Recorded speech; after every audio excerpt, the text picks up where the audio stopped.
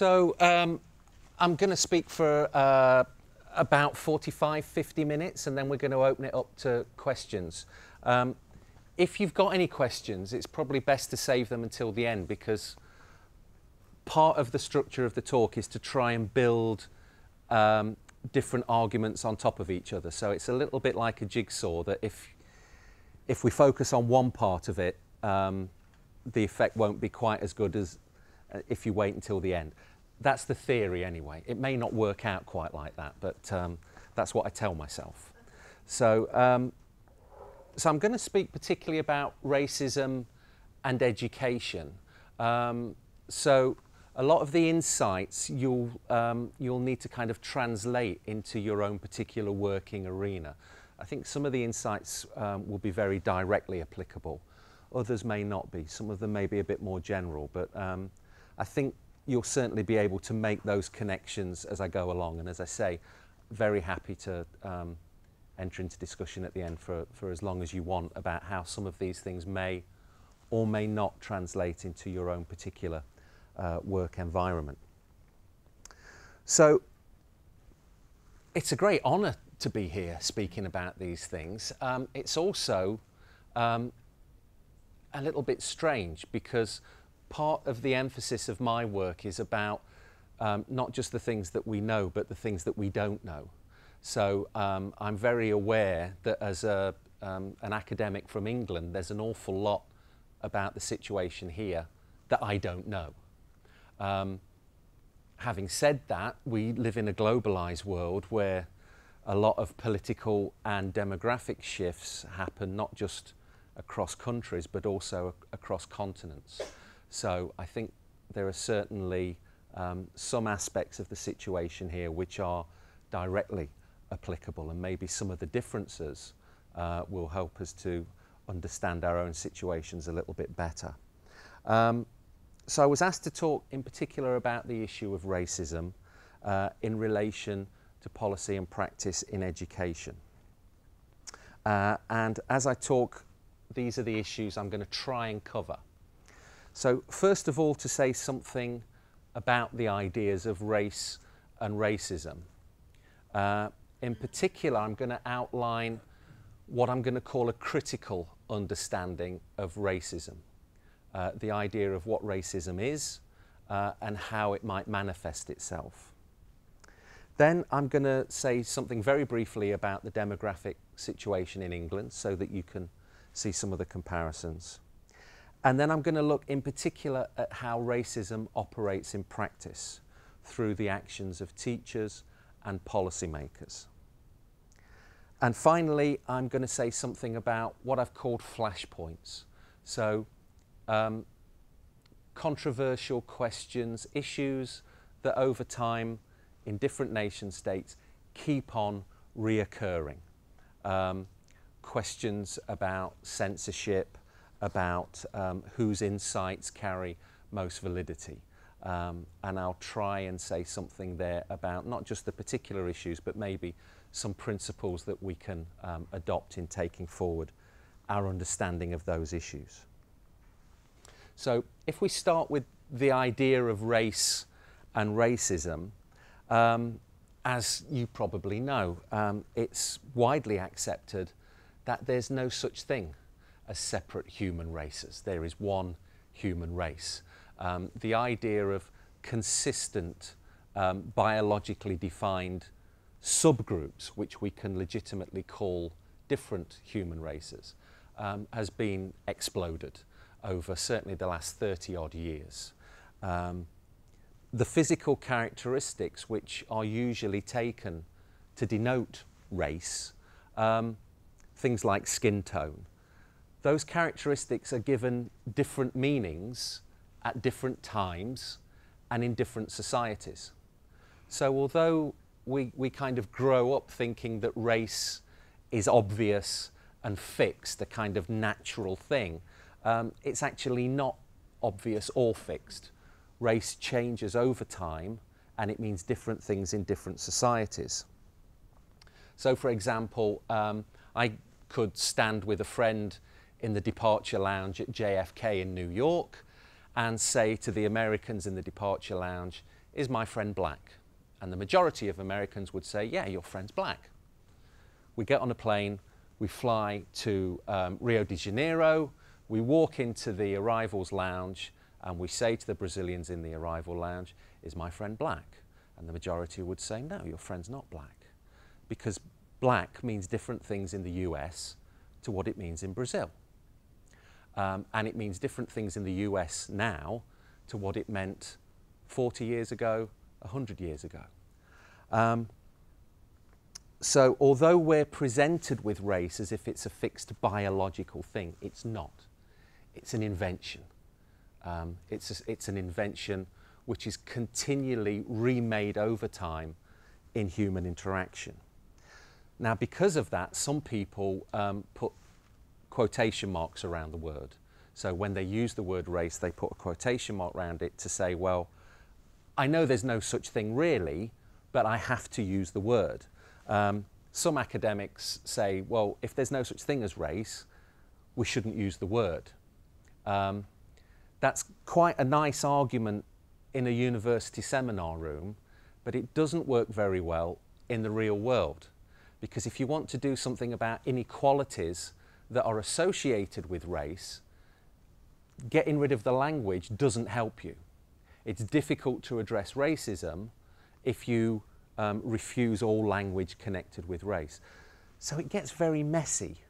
The terms that we use keep changing, and our understanding of the issues changes from time to time. So it feels very uncertain. But the guiding principle for me is always what helps us to understand where the inequality comes from and what we can do about it.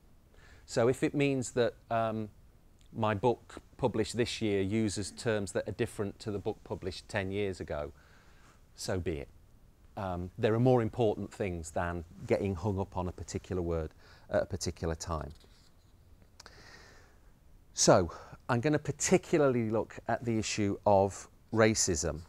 Racism is a complicated idea, and it changes over time. Now, traditionally, we tend to think of racists as folks that look like that. It's a bit unfortunate that my hairstyle matches the archetypal racist, but I'm just trying to subvert the code, you know. So traditionally, we associate racism with kind of neo-Nazi, clear white supremacists. The idea that dominates in the media and politics is a very stable and actually a very narrow view of what racism is. So the dominant perspective sees racism as something that's quite exceptional. It doesn't happen very often. Racism is a conscious act by people who know what they're doing. It's driven through race hatred. And we might identify racism through the use of hate speech or through deliberate acts, often of quite a crude or even a violent nature. So in the traditional perspective, racism doesn't happen often, but when it happens, it's very obvious and it's willingly enacted. Racists know who they are and what they're doing. Now, in contrast to that image of racism, a critical perspective has a very different view of what racism is and how it operates in society. And very often it operates through people who are smiling and well-intentioned. Very often the smile is not knowingly false. In education, some of the key race inequalities arise through the actions of people who are really trying their best. So a critical perspective on racism views racism as something which is extensive and taken for granted. Racism as something which is a daily occurrence for many people in minoritized groups. And I use the word minoritized. I came across this first when I was doing some work in Canada, and scholars there were using it to kind of remind themselves and others that being a minority is a political construction, like being a member of a race is a social construction. So we tend to imagine that certain people are minorities because they're born a minority, whereas actually to become a minority is part of a political process.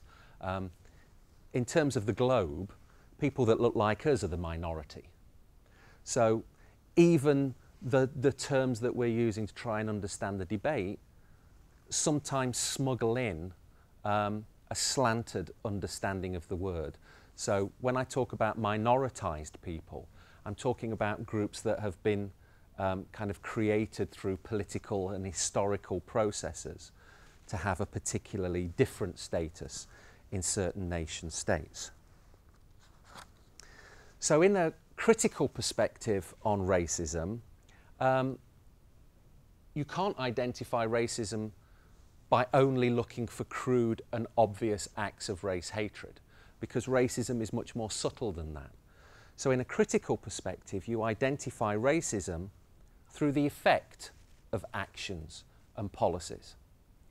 If an action or a policy has the effect of disadvantaging one or more minoritized groups, then its impacts may be racist regardless of its intentions.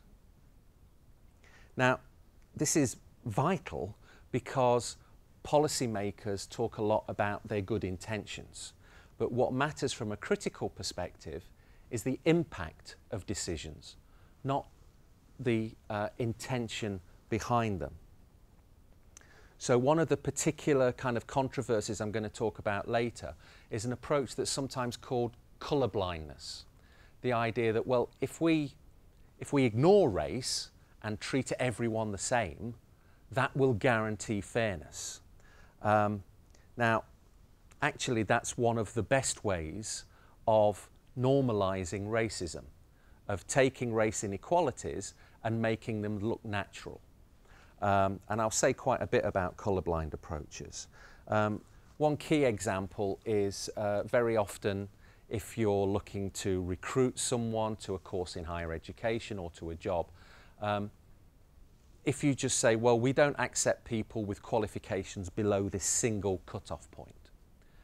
And the argument is, well, it's fair. If you have qualifications below this level, we're not going to consider you. But if you live in a society where certain minoritized groups have significantly less overall educational achievements, then if you design a single cut-off point, what you're doing is disadvantaging a larger proportion of that minoritized group. So if you say, we're going to teach degree courses, but only to people with a single level of qualification. Below that, we're not going to accept anyone. In the US, you will automatically be rejecting a larger number of African American students. In the UK, you'll automatically be rejecting a larger proportion of Black Caribbean students and students of Pakistani ethnic origin, for example. Without ever mentioning ethnicity, by just having a single cut-off, you make that decision, whether you're aware of it or not. Now, critical perspectives often focus on how policies or actions that present themselves as being fair, despite that facade or that intention, have the impact of remaking existing race inequalities, sometimes even making those inequalities worse, despite the best of intentions. Now, before I talk in a bit more detail about the research from England, let me just give you a very brief picture of the demographic background in England. England is a society that overall tends to imagine it was entirely white until the Second World War. And that is entirely wrong. The term Great Britain was coined by an invading army from Europe. So the landmass that's called Britain has never been ethnically homogeneous. I was saying earlier, in some of my teaching, I use a proclamation that was issued by Elizabeth I 400 years ago, which licensed a Dutch trader to walk around London, round up black people and take them out of the country. And although it's written in Elizabethan language, it's written in the language of Shakespeare, the argument is very familiar as the same argument that many political parties use today. So the argument is the people who really live here and deserve to live here are angry that these other people have crept into the nation and are taking their resources. So this is 400 years ago in Elizabethan London. So the idea that ethnic diversity is new is a lie. But it works in the favour of particular groups to imagine that they have a kind of divine right to a certain piece of land. Now, in England, the majority of the adult population define themselves as white British. About 80% of adults in England and Wales describe themselves as white British. A key component of ethnic diversity in the UK is the historical involvement of Britain in the transatlantic slave trade. The Industrial Revolution was built on the slave trade. It's not often presented that way in history books. It's presented as being built on the entrepreneurship and the invention of the British.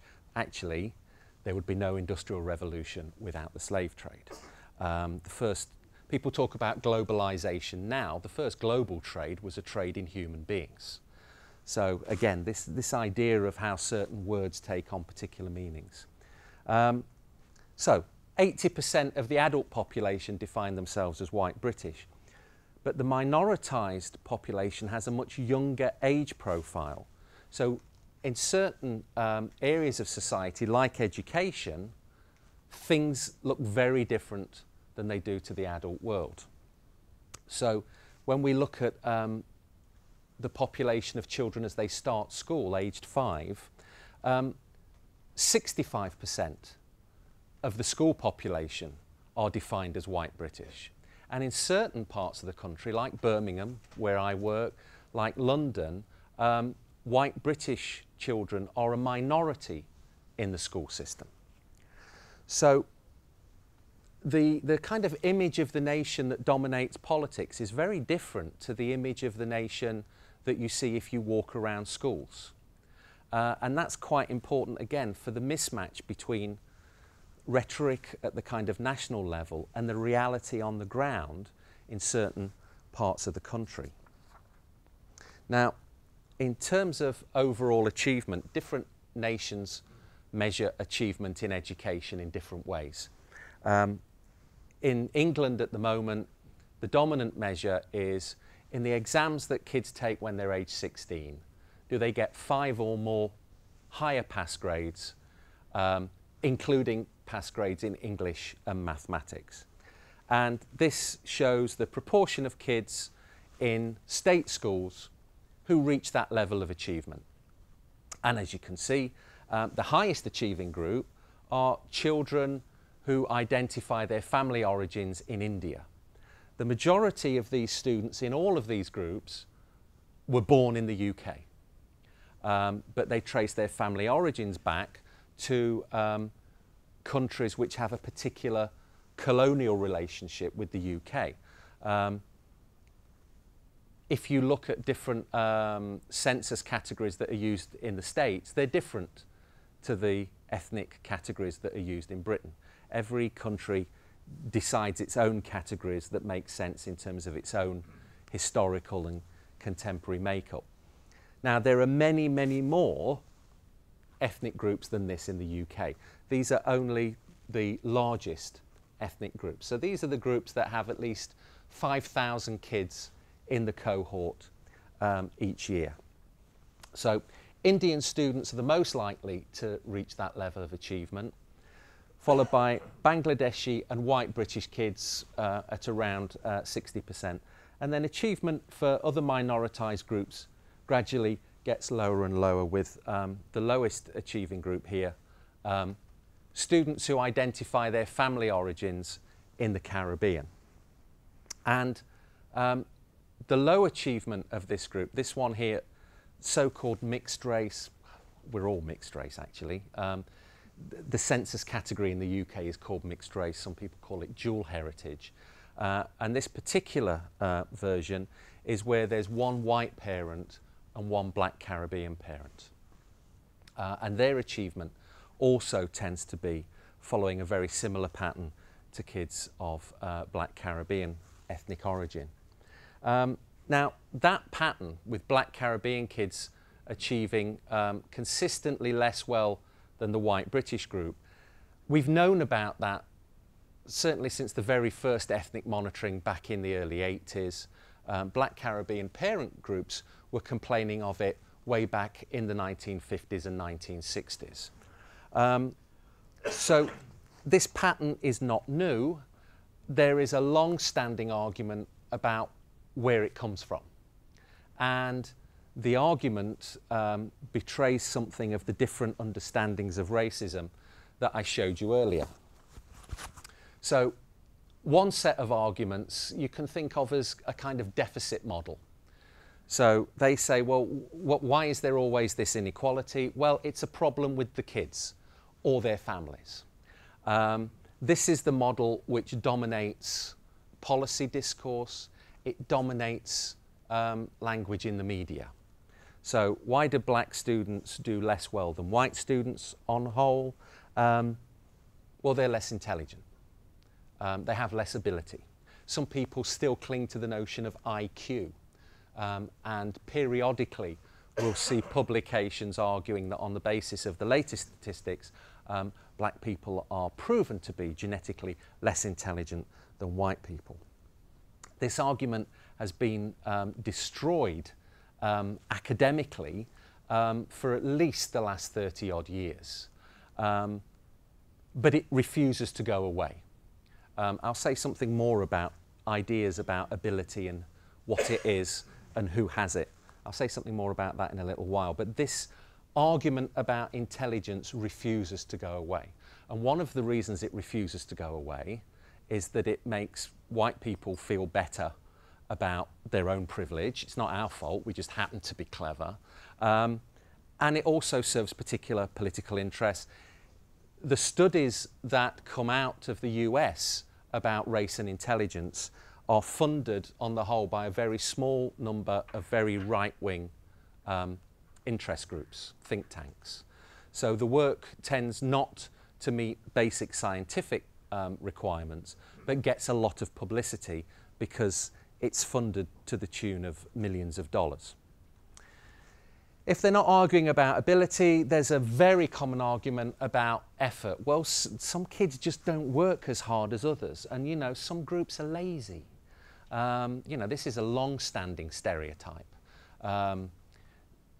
Again, going back to the days of slavery.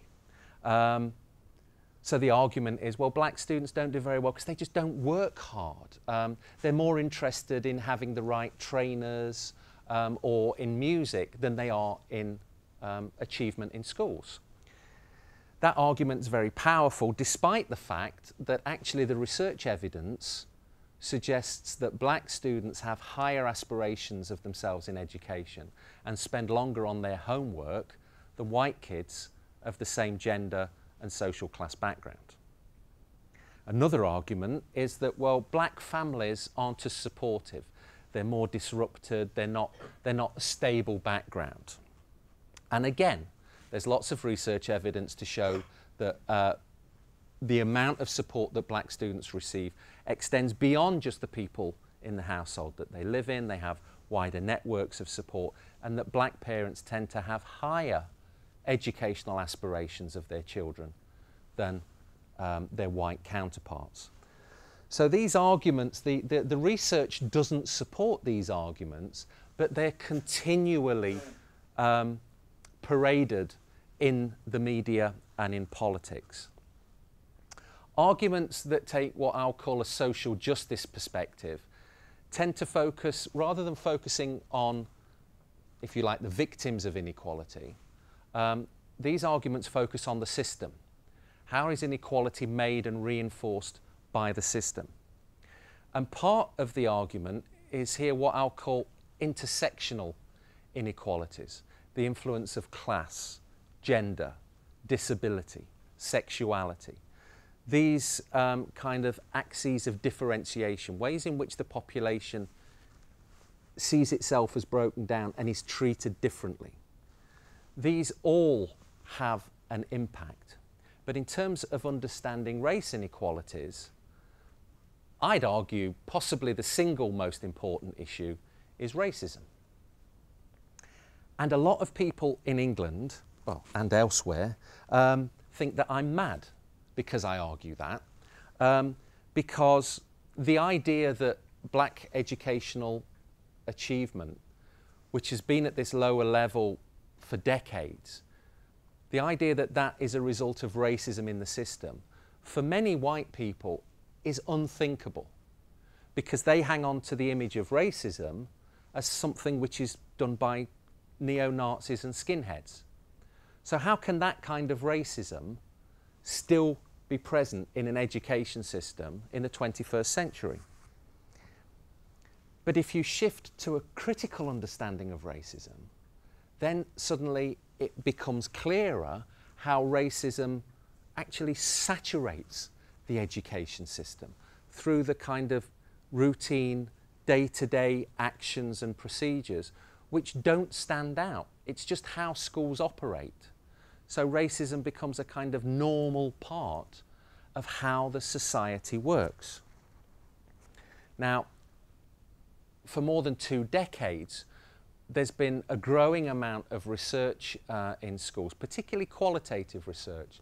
So research that involves people interviewing teachers and students, sitting in on lessons, just walking around schools and seeing the life of the school. These studies have been done by different researchers of different genders, different ethnicities, funded by different groups, working in different schools in different parts of the country, but they tend to have findings which are remarkably consistent. In terms of black British students, the findings continually suggest that white teachers' expectations of black students typically underestimate their ability, but overestimate an element of challenge and threat.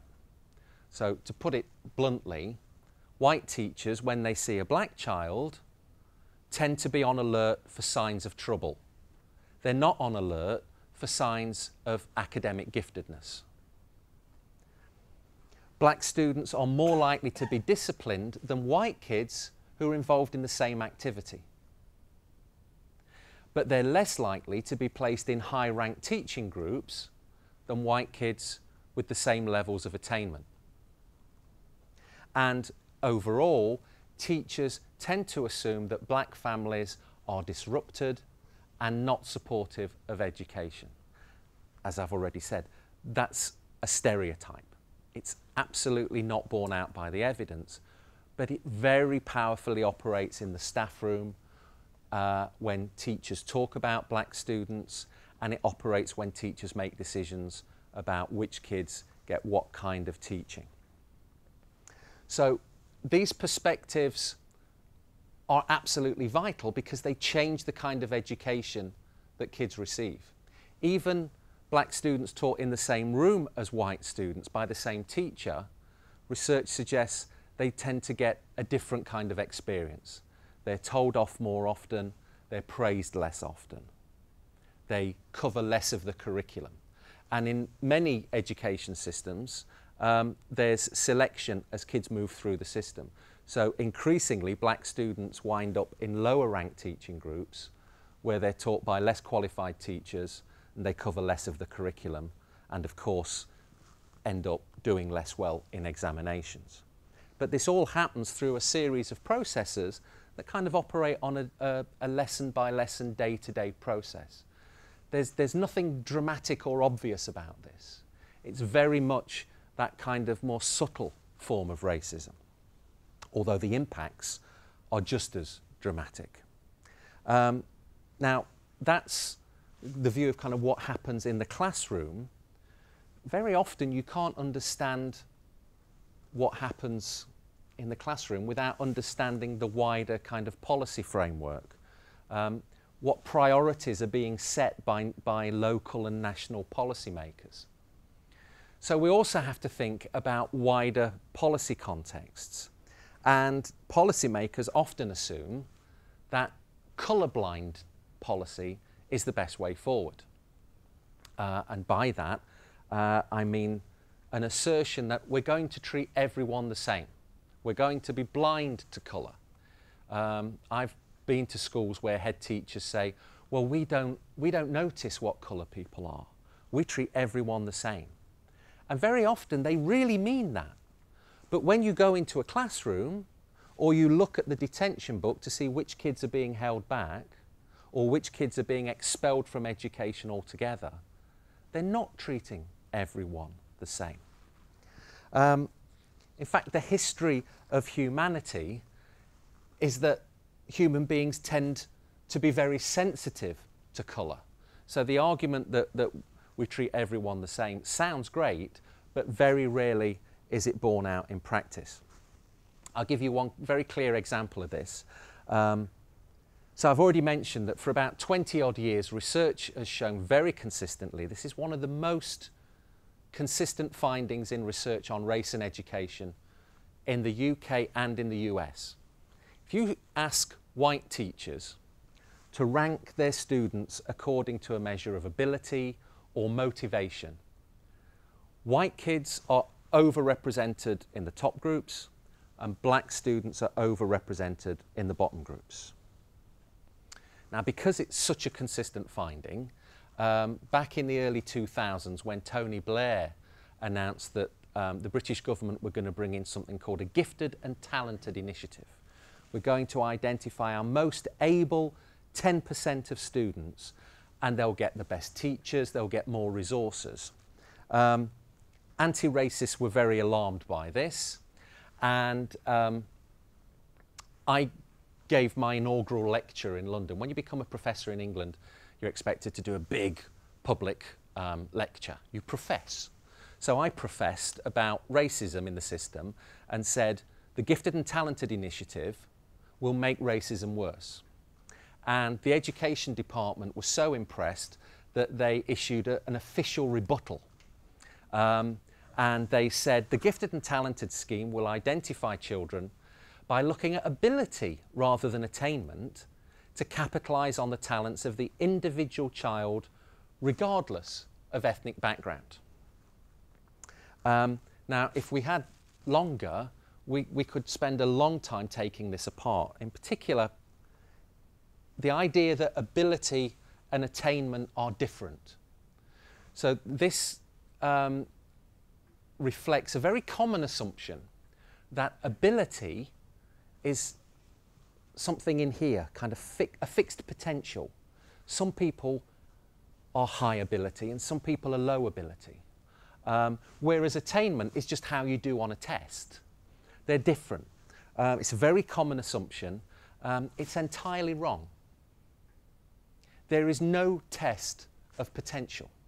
Every test that's ever been devised, if you're given structured instruction in things that are relevant to the test, on average, your performance will improve. It doesn't matter if it's a driving test or if it's an intelligence test. So, if you don't pass your driving test first time, we don't say to you, I'm sorry, you don't have the ability to be a good driver, you're going to have to just ride a little moped for the rest of your life. We say, well, you better have some more lessons. You have some lessons. For most of us, our performance improves enough to pass the test. Great. Unfortunately, in education, we tend to give kids certain tests and go, oh, look, this kid's done well, they're high ability. This kid's not done very well, they're low ability. And then we put them in different groups and we treat them differently. And then we say 10 years later, well, look, these have done really well. We told you they would. They were the high ability kids. This is how education systems tend to work. So it's kind of worrying that the education department buy into that myth, even though it's been absolutely debunked by very respectable academic kind of panels of the greatest experts in psychology have rubbished that idea. But the education department still hangs on to it. The other thing that comes across from this is just the total confidence that the education department has. There's no way that a gifted and talented scheme in England will have racist outcomes. Of course it won't, because we're going to deal with the individual child. This is a statement of colourblind policy. We're not going to worry about race, we're going to deal with the individual child. Well, 3 years after the rebuttal, the government published the first ethnic breakdown of gifted and talented numbers, although they published it in a paragraph at the end of a document and made no announcement about it. And they didn't even draw a graph, they just put it in words, so you could very easily miss it. If you didn't miss it, the data suggested that teachers were identifying about 1 in 10 white kids as gifted and talented, compared with 1 in 25 Black Caribbean students and 1 in 50 Black African students. And this is the model of how policy operates in terms of race. Policies are proposed with no awareness or concern for race equality. Activists point out where the problems will lie. No action is taken. Eventually, over time, the racist outcomes become clear. Government, if we're lucky, takes some kind of remedial action. Usually, they take no action at all. This is a pattern that repeats over and over and over again. So in societies where racialised stereotypes are deeply ingrained, societies like England and I'd suggest Sweden, race equality concerns have to be built into policy as a conscious element. Because if you don't build in a concern for race equality, what will happen is that the normal functioning of the system will reproduce race inequalities. So this kind of obscene outcome is the result of countless small little acts of racism that aren't dramatic but happen on a day-to-day basis and have that kind of cumulative outcome. Now, I mentioned earlier about intersectional issues.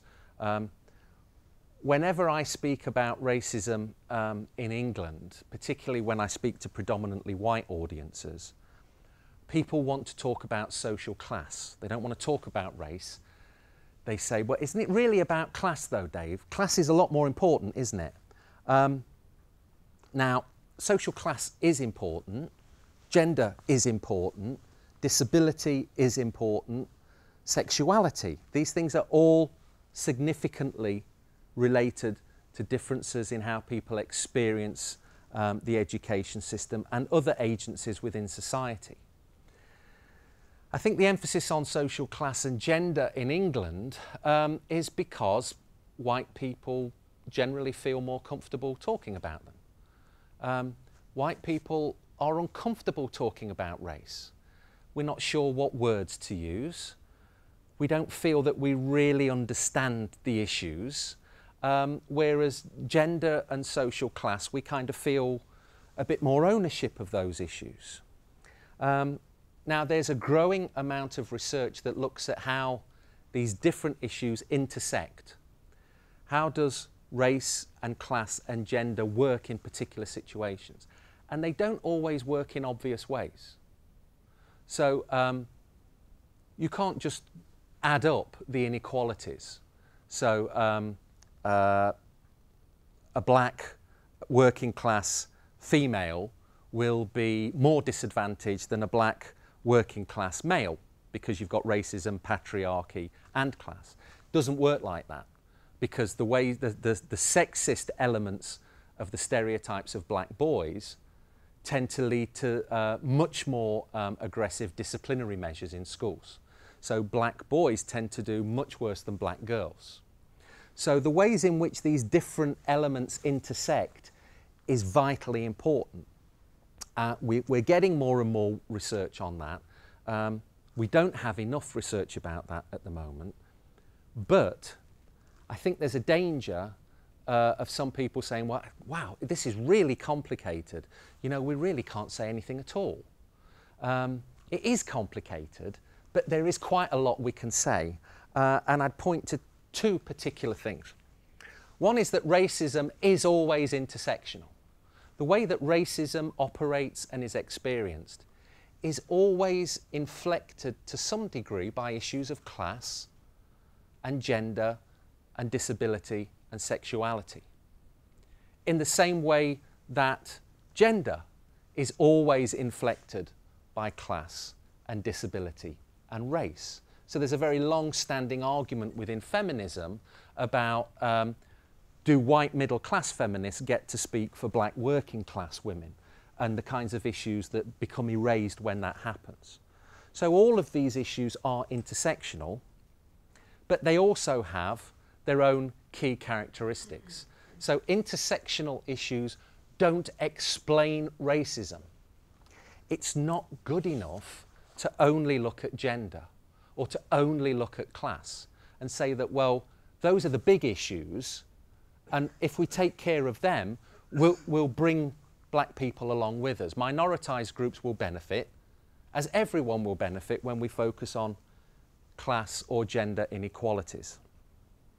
Actually, the evidence suggests that if you only focus, for example, on class inequality, race inequality doesn't just continue, it gets worse. Let me give you an example of how these different things intersect. A recent project that I did with my colleagues Nicola Rollock, Stephen Ball and Carol Vincent, we interviewed black middle-class parents about their experience of the education system. There tends to be an assumption in England that virtually all black people are automatically working class. That's not the case. So we talked with middle-class black parents about their experience of school when they were young and their experience now as parents as they try and guide their children through the system. We've published some of the papers. If you Google, you can find some of it. We're also working on a book that pulls some of this together. And one of the elements that I particularly looked at was around disability. How did issues around special educational needs, how does that work through the experiences of the black middle class parents that we talk to? Because there's an assumption in the UK that class explains everything.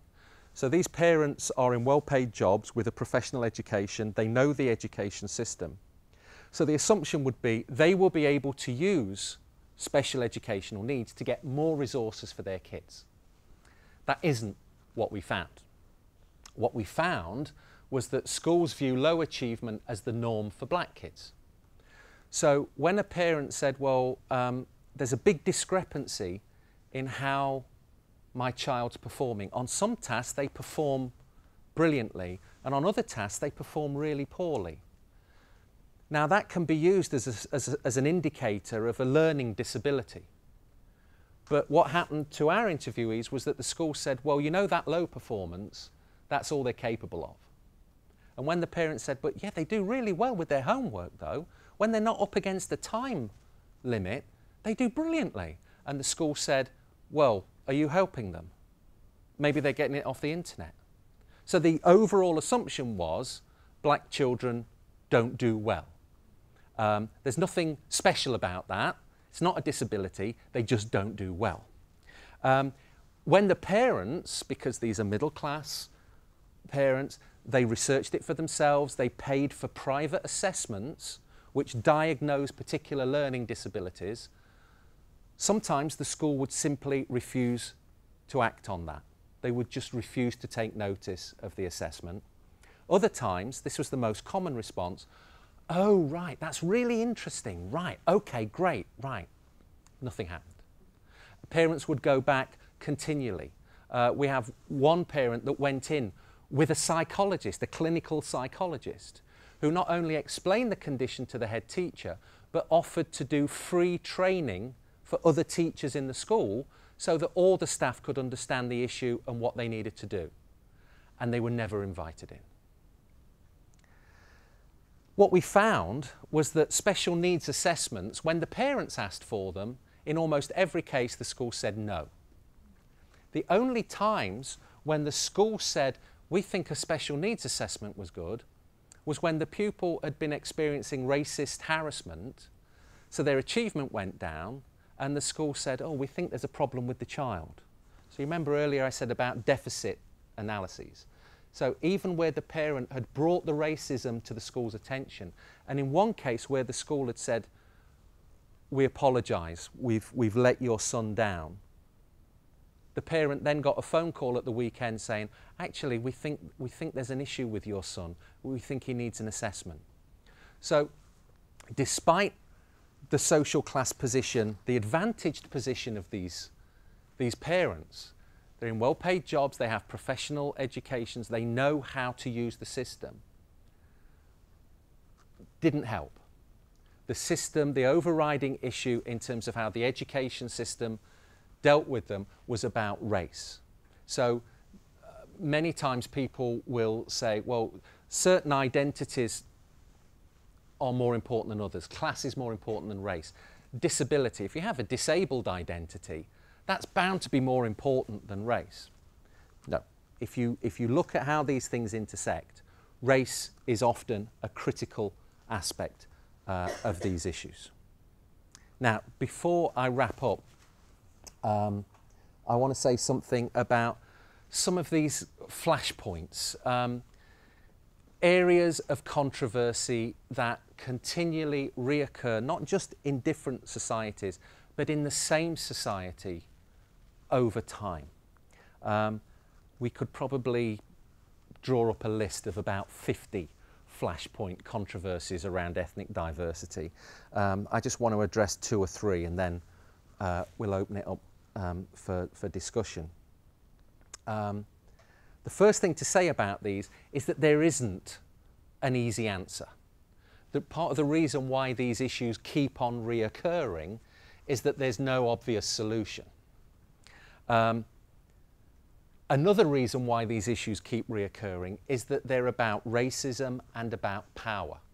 And groups with power like to hang on to power. So some of these issues that question the status quo become very heated politically because they address deeper underlying issues than the particular issue that you might think of as being at stake when you read the newspaper article or you get a phone call from a journalist asking you for a soundbite on the latest controversy. So what we continually have to do on these is to examine our own assumptions and, going back to that critical perspective, the consequences of our actions. So not just producing a statement of principle, but thinking about what's the consequences of what I just said? Can that principle be enacted in a more sensitive way that might have better consequences? So the first of these kind of controversies I've already spoken about around colourblind policy. The British government at the moment say that a colourblind policy is the only fair way. The Home Secretary, the politician with personal responsibility for immigration, law and order and equality, has said we have to forget about these things like ethnicity. They're just boxes on a form. We have to remember that Britain is a nation of 62 million individuals. So forget about those wider things, gender, race. You're all individuals. Now, as I've already argued, the idea that colourblind is the best way forward actually rests on the assumption that if we don't talk about race and racism, it won't have any impact. But I've already shown you that racism operates in ways that are consistent and predictable and in many ways violent, but it happens through small-scale routine decisions. So to say we treat everyone the same might be a statement of intent. It's very rarely a statement of fact. Human beings have a tendency not to treat other groups of humans in the same way. So, for example, if we think about what does a successful anti-racist school look like, and some of these insights might be useful to you in thinking about how do you work with different communities. How do you have a successful approach to museums in a multicultural and anti-racist vein rather than a colourblind vein? So these are the characteristics of schools that have made anti-racism work, where minoritised groups tend to achieve well and to feel involved, and where white folks also feel a legitimate stake in what goes on. Successful anti-racist schools also include white people just as much as minoritised groups. So when you look at the characteristics of a successful multicultural school, there's always strong leadership on social justice and race equality. There's not just a statement, well, we treat everyone the same. There is a real commitment to equity. The leadership team set goals and review things around social justice. And when something goes wrong, they remain committed to social justice issues. So people that work in the organisation know that if there's an issue around social justice, it will be followed up. In the same way, some of the organisations I've worked with in the past, people know that there's a rhetorical stance, but if something happens, actually the leadership don't care. And when the people in the organisation know that, it affects the way they operate. And that means leadership not just from inside the organisation, but also from on high. If the people who control funding or set the wider policy goals don't care about social justice, that has a toxic effect on what happens. So inequalities in English schools are getting worse at the moment because head teachers know that they're not judged on social justice issues. They're judged on what proportion of kids succeed. And really, for that judgment, it doesn't matter if all the white kids succeed and all the black students fail. And head teachers know that. So we need strong leadership, clear policies that address racism. In terms of schools, what do students do if they think something has happened that's racist? Who do they talk to? What should they expect to happen? What procedures will be followed? So people that work in the organisation need training because we don't know what to do. The first thing that most white people do when they're told of an accusation of racism is to say, oh, well, no, I'm sure you've misunderstood. It wasn't really meant like that. I'm sure you're being oversensitive. That's not how you handle racism. It's not how you handle sexism. So people in the organisation need training, not just teachers, everyone who works in a school, the people who serve lunch, they need training in these issues because they need to know what to do. And there needs to be some kind of involvement for minoritised students, parents and communities. Because they get these issues, they understand these issues better than the white folks who are in charge. So one of the schools that I've worked with had a really great anti-racist policy which came about because they put a draft in each classroom and minoritised kids went off and read it and came back with suggestions. Some of which were really simple, but just showed a better understanding of what the issues were than the very well-intentioned white teachers that had created the draft. And it just got a better momentum and it got buy-in from all of the different communities that fed into the school. You can't be serious about anti-racism for a month and then forget it. We'll come back to it next Black History Month. That's what most organisations do. You have to build it in to the way the place operates. Build it into the way you routinely look at your own performance. So in schools that means reviewing the curriculum, reviewing assessment procedures, disciplinary procedures. Because these are the issues through which the racism and the sexism and the ableism often operate. And in terms of race, ethnic monitoring becomes a key component in how the organisation judges what it does. So you don't just sit around in a big circle in the staff room and say, have we been good anti-racists this term? You look at some data and say, actually, this group of students are not choosing to do science. Why is that? This group of students are not achieving well in mathematics. What are we going to do about it? You don't have an argument about, well, is it because they're eating the wrong food? Is it because they're genetically less intelligent? You say, well, this is a thing we have some control over. What can we do to change this distribution? So very simple monitoring becomes a key part of how the organisation reviews its own performance. These look like relatively simple steps.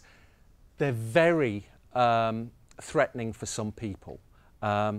You'll make mistakes, but the evidence suggests that if you persevere with these, you can absolutely revolutionise what happens in the organisation. Now, another flashpoint is around freedom of speech versus race hatred. And some of these images will be somewhat familiar. I could put up just as many examples to the UK or to the US. Now, part of the problem with these issues is, again, the words we use to describe them. So when minoritized groups talk about race hatred through images like this, it's then presented very often in the media as a debate about censorship. That instantly tells the reader that this is an issue about control, about the removal of your majority rights, rather than saying this is an issue about protection, about extending the same protection to minoritized groups that we would expect if these acts of aggression and violence were directed against the majority group. And these are acts of violence. I mean, there are theories that talk about this, but really on a visceral level, I mean, this thing went viral around the world. I worked with people who were made to feel physically ill just watching that video. This is not a kind of an issue for a university seminar room where we debate and we're terribly clever. Some of this stuff really hits in the gut, and it has consequences on the street. In the UK, we know that whenever a government minister makes a statement about immigration, the number of race attacks on the street goes up. We've known that for about 10 or 15 years. Now, these are complicated questions, and we can deal with each of them in isolation, but we also have to think about them in relation to those wider issues about power and oppression and violence. Again, there's no simple answer. There's a couple of things that I would point out. One is that every nation that I'm aware of has limits on speech. There are libel laws. There are slander laws. We're not able to just say whatever we want about anyone. Some states ban particular forms of hate speech. So some countries have separate laws around, for example, racist or homophobic speech. But there's always controversy when the majority feel that their privileges are being questioned. And when that happens, we have to think about the ways in which the debate is being staged. Is this a debate about freedom of expression, or is it a debate about legitimate protection of less powerful groups? And how do we ensure that all parts of that spectrum are listened to? Secondly, we have to constantly question our own assumptions, because none of these discourses operate in a social vacuum. hate speech and derogatory images have different effects depending on race, class, gender, sexuality. White middle-class people are usually the most secure and the most privileged. So we're not usually the best judge of how those kinds of images will impact on the lived realities for minoritized groups. Doesn't matter how many degrees we have or how absolutely passionate we are about civil liberty, white privileged folk aren't the only people to have insight into these issues, and in many ways there are aspects of these debates that we cannot know. We have to listen to other people and their experiences if we're serious about understanding how we find a balance between these different issues. Okay, I said I'd talk for about 50 minutes. I'm up to an hour, so I'm going to wrap up quite quickly. I did warn somebody earlier that once I start talking, it becomes quite difficult to shut up. So I'll wrap up. I keep saying this is complicated. This is hard stuff. If this was easy, we'd have sorted it out. You could just get a book and find out how not to be a racist institution. It'd be fine. A few years ago, I was invited to a big meeting in Barcelona.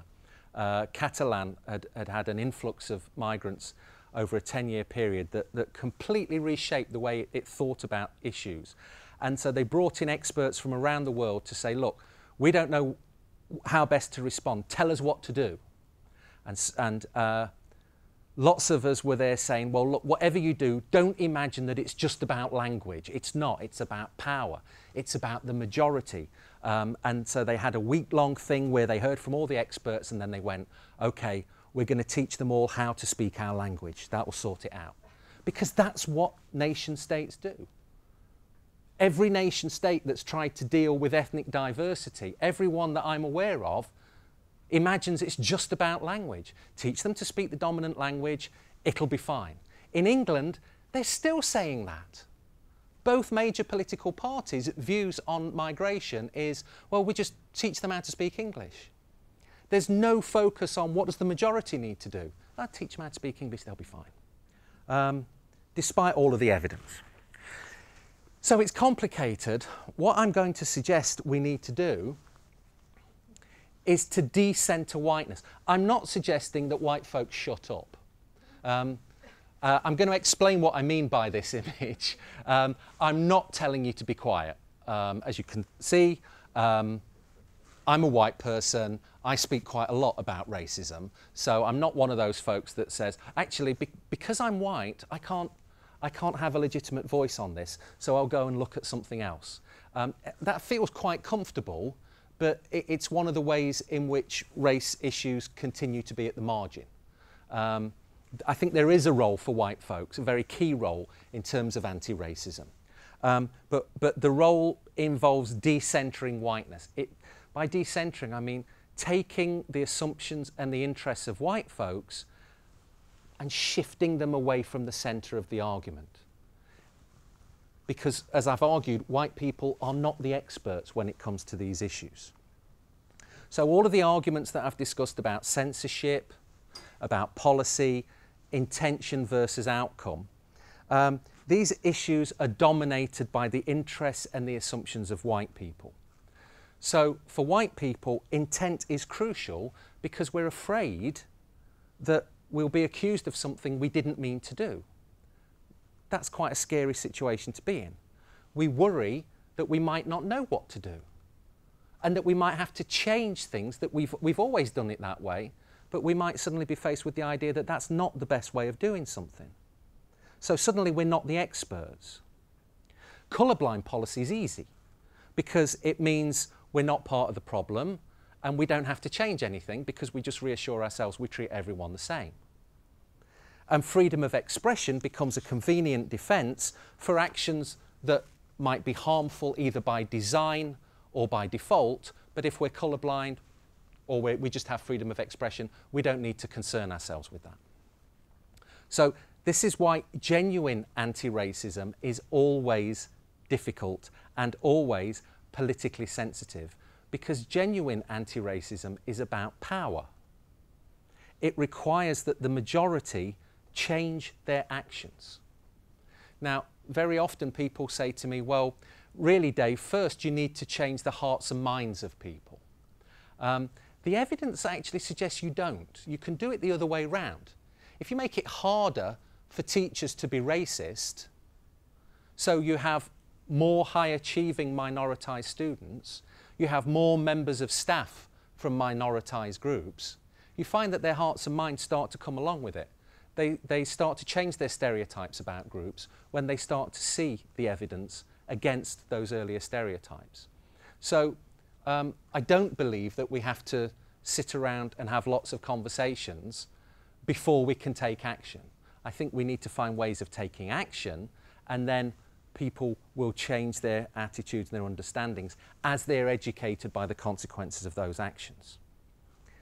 Now, what I mean by this image is you need to remove the tape. Because if you're serious about anti-racism, and I think this goes for other equality issues as well, it goes for issues around disability, goes for issues around gender and sexuality. Unless you stake a claim to a particular position, you will be carried along by the current. So at the airport, some airports with long walkways, you don't even have to walk anymore. You just get on the walkway at one end with your bag and you find yourself 100 metres at the other end without taking a single step. Racism is like that. For white people in societies like this, you can get on the walkway and be carried along perfectly nicely. You can think, I've never taken a racist action in my life, but you've benefited from it and you've probably contributed without knowing, because you're just carried along on the conveyor belt of racism because it saturates the society. So if you don't want to be carried along, you have to get off the conveyor belt. And sometimes you have to go in the opposite direction. That's not easy. There are costs. It feels very uncertain. You'll probably make mistakes, but if you're genuine about it and you work with different folks in different groups, they will show you how to take the steps and where to go. Critical approaches to racism are sometimes accused of being very depressing. You see racism everywhere. If it's so common, why bother? It's everywhere. Why should we bother? Well, actually, critical approaches show that the reason it's everywhere, it shows us that we all need to bother. And actually, change is possible. We might not change the entire society, but there's a lot of evidence that even working as individuals, we can make huge differences. So the project that I mentioned earlier about black middle-class parents, one of the key findings from that is that 30 or 40 years after these people left school, they can still tell you about the one teacher who showed an interest in them. They can still remember the teacher's name. And they can tell you about a particular incident where that teacher took them on one side and said, look, this is what we're going to do. Or handed them an extra book. Or talked to the parent and said, look, you really need to do such and such. So even in the most oppressive, racist environment, a single teacher can change the life course for the students that they're coming into contact with. And I'm absolutely convinced that that works in all agencies. It's better if the leadership are on your side, but even if there's just you, there are things that you can do. But the more you can link up with other people and try and move things forward as an organisation, the better. I apologise, I've kept going on. I will stop at that point. Okay, thank you.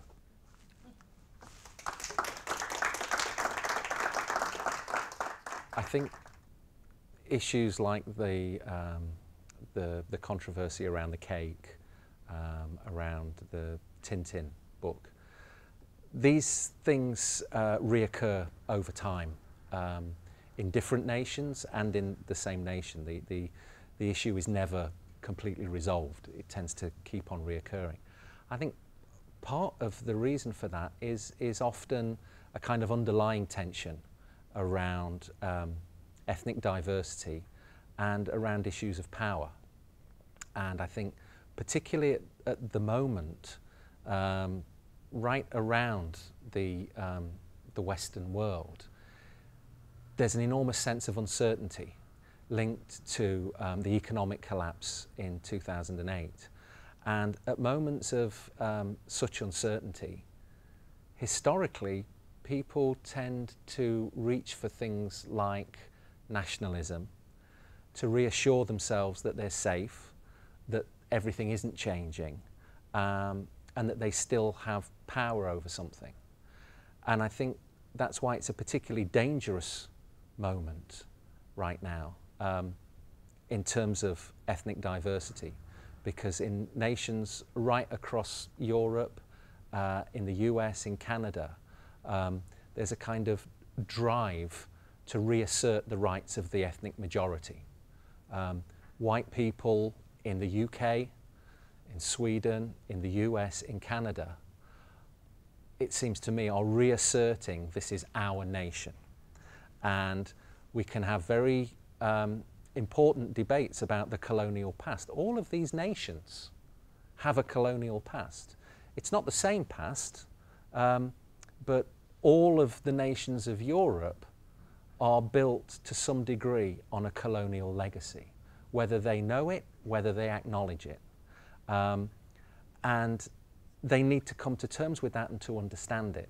And I think controversies like the ones around the cake really act as flashpoints very often, where what's happening is that minoritized groups are saying these things are offensive, these things sometimes lead to direct violence against us.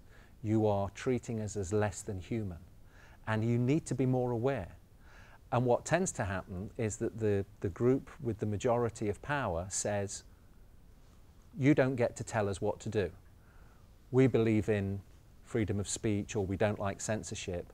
And that becomes, that very good principle is then perverted to become a defense. It becomes an argument that we get to say and do whatever we like. So there has to be some kind of real dialogue between different groups to understand how we can use these issues to move forward, to have a better understanding of each other, but also of ourselves, a better understanding of our colonial past and how we came to this particular situation. Otherwise, we'll just keep on remaking the mistakes of the past. These issues are always very complicated, and they're always politically sensitive, because we're not simply talking about a question of simple fact, that there's one way of representing the past or understanding the present. We're talking about differences of experience. So an image which looks playful to one group may be highly offensive to another group. And rather than the majority simply asserting its right to do whatever it wants, or saying, well, our perspective is the correct one, what we need is some greater kind of intercultural dialogue, a greater willingness to understand how these things are experienced by other groups. So, for example, an organisation entirely populated by white middle-class professionals is not best placed to understand the experience of minoritized groups in society, in the same way that men are not the best placed people to understand how to deal with sexual violence against women. You have to involve different perspectives, different understandings. So if you're an all-white organisation, that means you have to find ways of working with minoritized groups, work with different communities, work with different individuals, different artists. Sometimes things will go wrong because, for example, my understanding was the cake was made by a black man. And to kind of address issues around sexual violence, female circumcision. So even the most well-intentioned man doesn't get those issues, doesn't understand those issues in the same way as the women who are on the receiving end of that kind of sexual violence. So you need to involve those other groups. And if you make a mistake, if you do something that's really well-intentioned, but offends one of the groups that you want to work with, you have to learn from that. You have to say, I made a mistake. Talk with the group. How would we have done this better? What would be a different way of working? To simply say, oh, well, I intended something else, isn't good enough. These things are very complicated, and we all make mistakes.